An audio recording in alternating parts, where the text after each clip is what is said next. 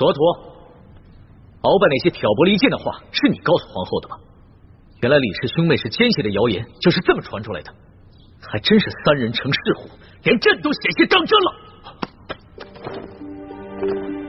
皇上恕罪，奴才只是在和皇后聊家常的时候，不小心说漏了几句，没想到皇后身边的人竟然把这些话都给传出去了。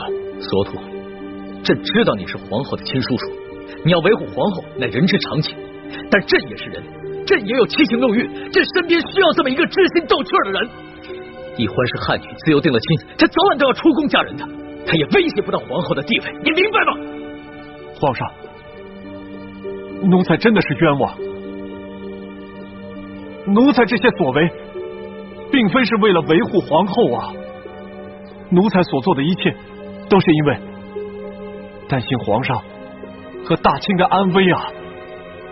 不过奴才现在知道错了，是奴才多虑了，奴才以后再也不会如此了，请皇上恕罪。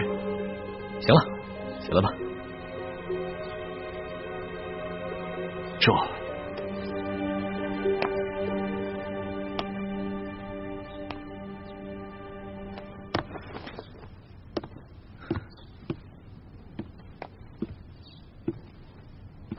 索土，这雪衣居士在刑场之上说的话你也听见了，你觉得可信吗？这说实话，不要辜负朕对你的信任。这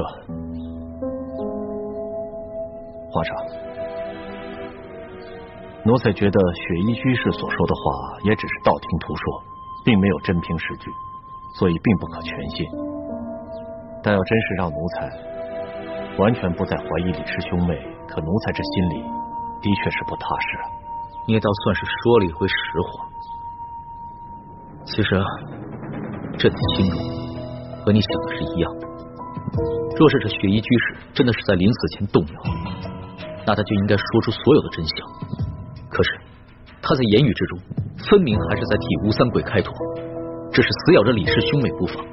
这就说明他和鳌拜一样，都是在打击报复、挑拨离间。